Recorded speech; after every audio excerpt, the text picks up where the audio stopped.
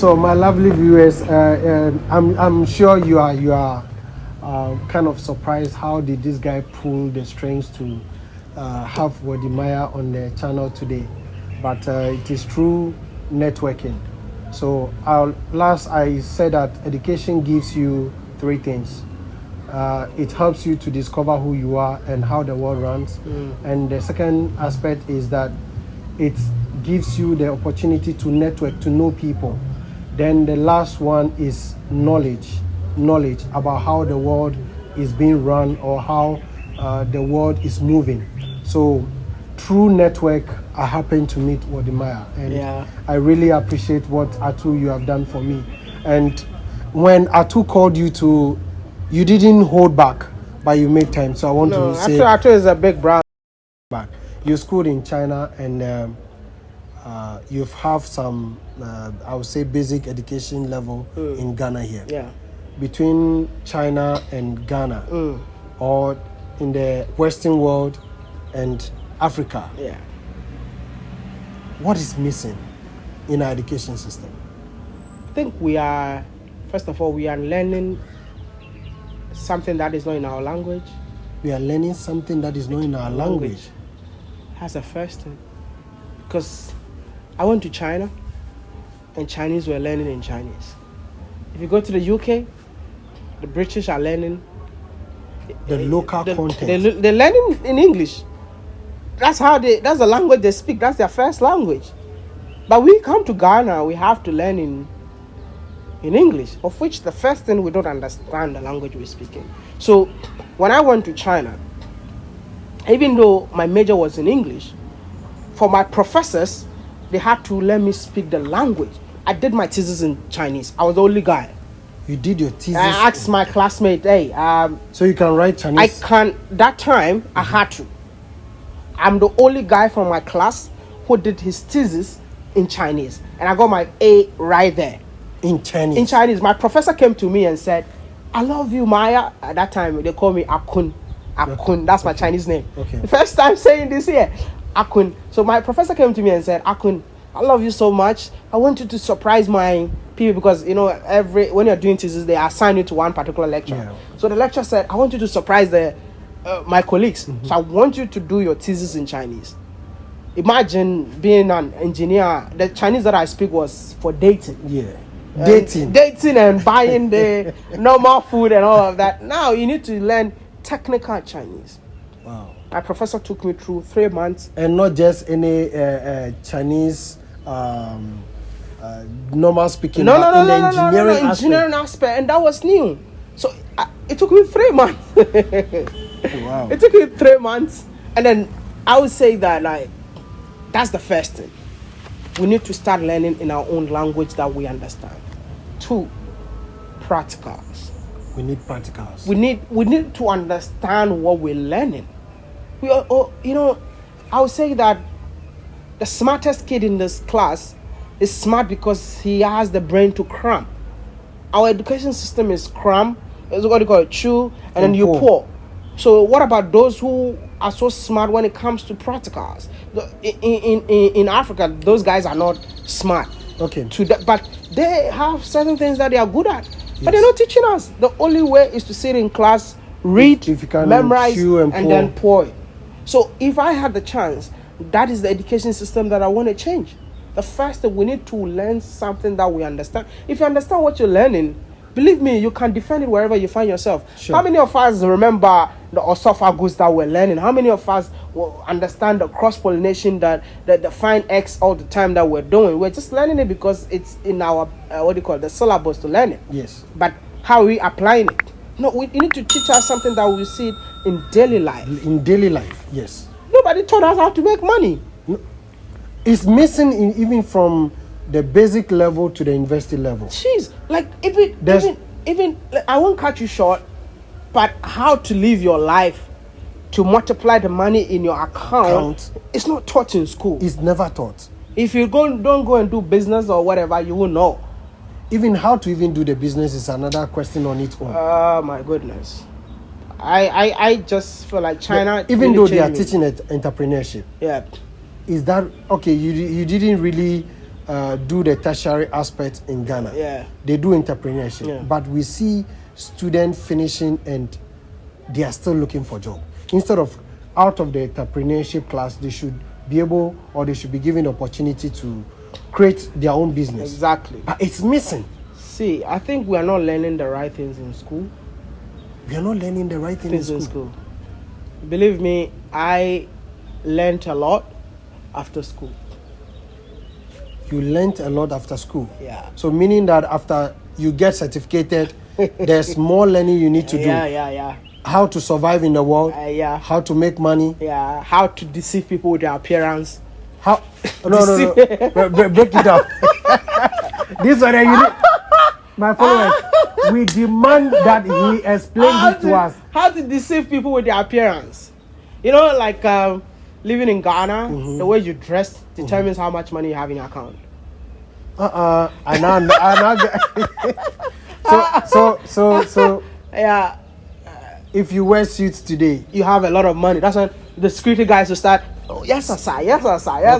Okay. If you are in a Land Cruiser, the police will never stop you. Yes. But if you are in a patrol, they will stop you right now. So you deceive people with your appearance. That's something that you will never learn in school. You learn it on the street. Like I travel a lot, right? And it's not safe for me to be traveling and then hyping up. Yes. You know, like you're dressed up, you can't be robbed because I'm everywhere. So I go everywhere with my slippers. You might think, this guy is one of us, man. When I was coming, I was like, I'm coming to meet Wode Maya. Should I also wear slippers? Should I also wear slippers? I said, no, maybe today he will go to church. So I might end up meeting him in his church dress. So if I wear the chalote, I'm going to spoil his appearance. So let me just come simple and presentable.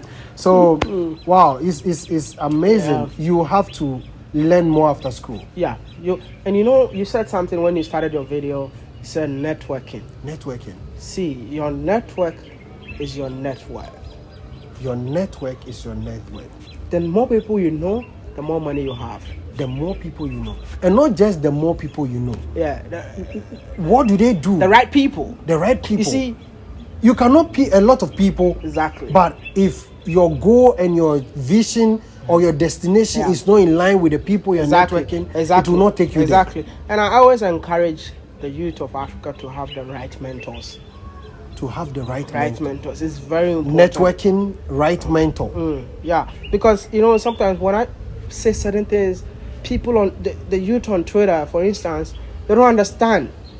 Maybe they see me as, this guy is useless. What the fuck are you saying? Sorry about that, but it's because of the people I hang out with, and it's practical. I'm not telling you theory, right? It's like when you wanna be a real estate developer. Recently, I was trending on Twitter, real estate developer, and they were complaining about why is this guy building this house in here and charging a lot of money.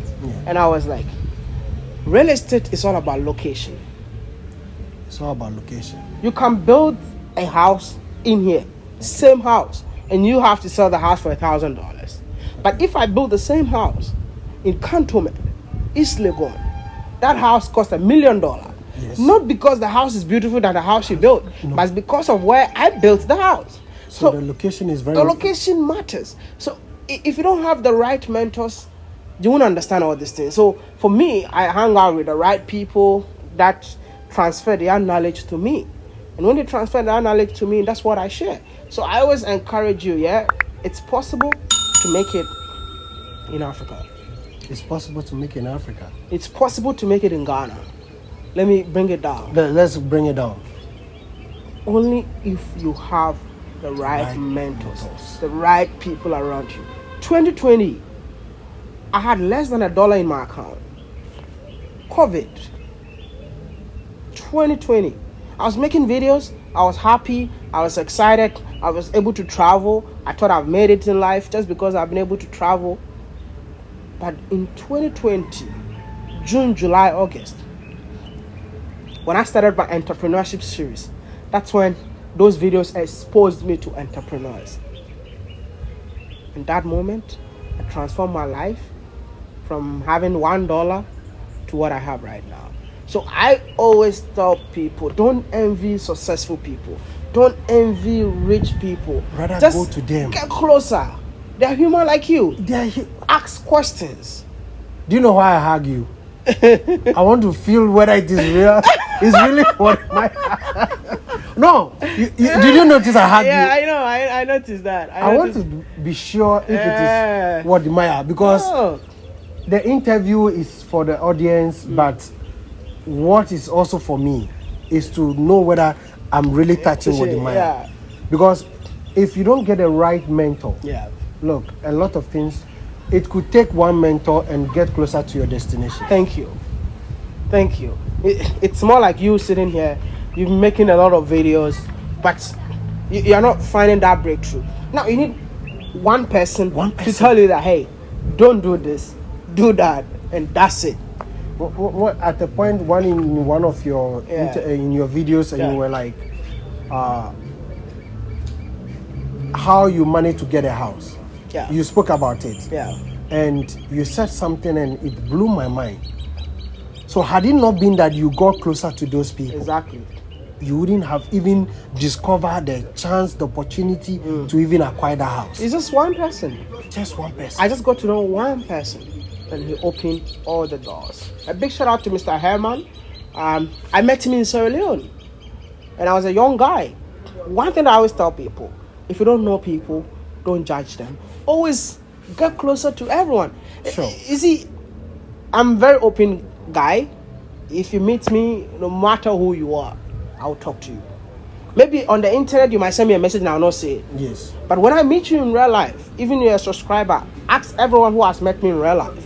I spend at least not less than 5 minutes talking to you before I move. Right? So I met Mr. Herman in Sierra Leone. He was from Ghana. I started speaking English and he was like, the way this guy is speaking English, he's from Ghana. That's all. We spoke without even exchanging numbers. And that's the guy who changed my life. He just introduced me to someone who gave me my first house to live in for free without even asking me for $1. And when he gave me that house, he told me that, hey, you can do it too. I want to inspire you to let you know that you can also build a house like this. It was one room, studio. Slept in with my camera guy, and I spoke to my camera guy. We can do this too. And that's how everything picked up to where we are today. Wow. Just one person.